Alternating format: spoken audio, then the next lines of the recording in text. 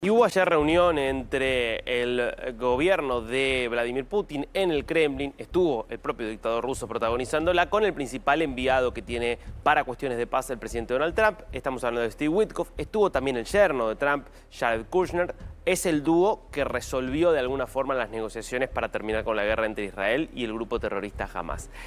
La verdad es que no hubo avances demasiado concretos. Sigue trabado todo en cuanto a este acuerdo que incluía 28 puntos originalmente, que fueron rediscutidos entre Estados Unidos y Ucrania para que no fueran tan duros con Ucrania, y un poco Estados Unidos le llevaba a Rusia esa revisión de lo pactado originalmente, y la verdad es que Rusia sigue planteando que hay cuestiones que no está dispuesto a negociar, como por ejemplo el control territorial absoluto de la región que se conoce como el Donbass, una parte de la cual sigue en poder ucraniano. En este contexto dice Putin, el problema es Europa. Europa que le está planteando a Ucrania que tiene que ponerse más duro en las negociaciones, y eso es lo que entorpece todo, porque, dice Putin, Europa quiere ir a la guerra con Rusia. ¿Y qué va a pasar? Escuchémoslo al propio dictador. Мы не собираемся воевать с Европой, я уже об этом 100 раз сказал. Но если Европа вдруг захочет с нами воевать и начнет, мы готовы прямо сейчас. То есть здесь не может быть никаких сомнений. Только вопрос в чем? Если Европа вдруг начнет с нами войну, мне кажется, что очень быстро, это же не Украина. С Украиной мы там действуем хирургическим способом. Это не война в прямом, современном смысле этого слова. Habría que ver eso de si fueron muy quirúrgicos los rusos. Pareciera que con la cantidad de cohetes, bombas que dispararon contra el jardín de infantes y la cantidad de gente que ha muerto en esta guerra, muy quirúrgicos no fueron. ¿Cuál es la perspectiva desde Europa? Que si se queda con Ucrania o cumple sus objetivos con Ucrania, Rusia va a seguir hacia el oeste y va a avanzar sobre otros países europeos. Muchos creen que a Rusia no le da para hacer eso y que se quedaría sencillamente en Ucrania. Esa disputa probablemente es lo que deba resolverse para que termine la guerra.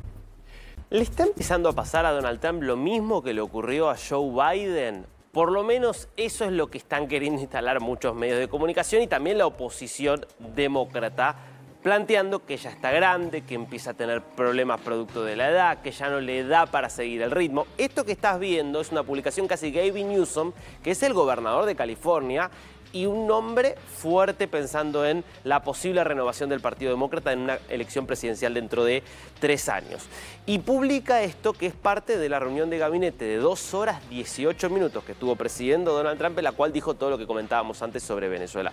No sé si tenemos el corte al que hace alusión cuando dice Donald se ha quedado dormido en medio de su propia reunión de gabinete, porque efectivamente hubo varios momentos de la reunión donde cerraba los ojos, movía un poco la cabeza, movimientos compatibles con efectivamente alguien que por ahí tiene mucho sueño. Bueno, esto, más allá de lo que está planteando el propio Partido Demócrata o un referente como es Newsom, lo tiene ya a muchos medios de comunicación, como el New York Times, que durante 3 años hicieron un silencio absoluto respecto de lo que pasaba con Biden, ya instalando que efectivamente Trump está grande, tiene 79 años. El ritmo que hace es realmente descomunal por la cantidad de actividades que hace en poco tiempo, y sí, es posible que le pase que se empiece a quedar dormido, y va a ser un tema de conversación de aquí a los próximos 3 años cuando esto vaya avanzando.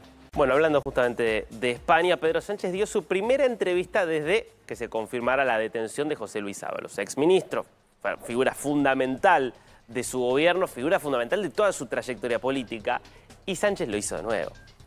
Escuchá lo que responde a la periodista de la Radiotelevisión Española cuando le preguntan, bueno, pero era una persona muy cercana a usted.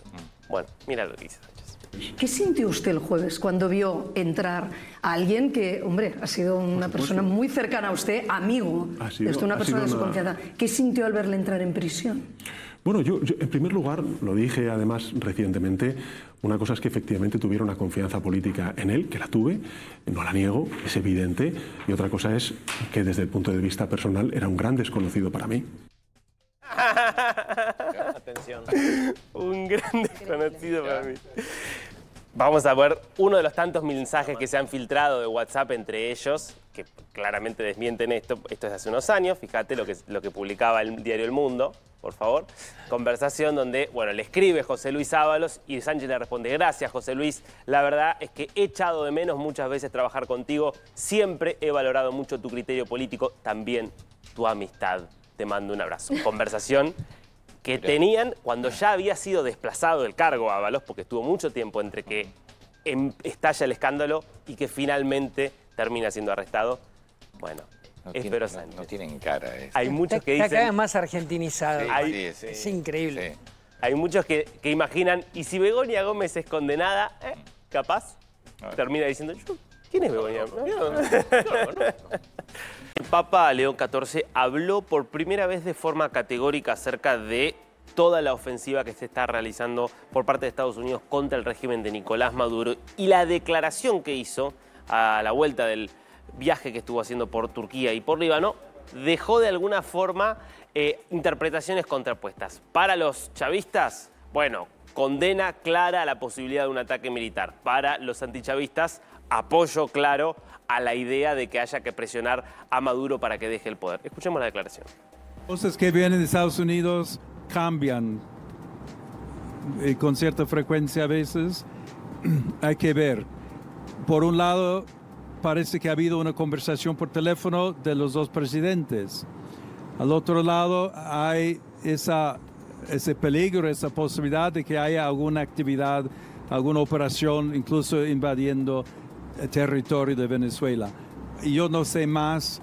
Yo, de nuevo, creo que es, digamos, mejor buscar maneras de diálogo, quizás presión, incluso presión económica, pero buscando otra manera para cambiar, si es lo que decidan hacer en Estados Unidos.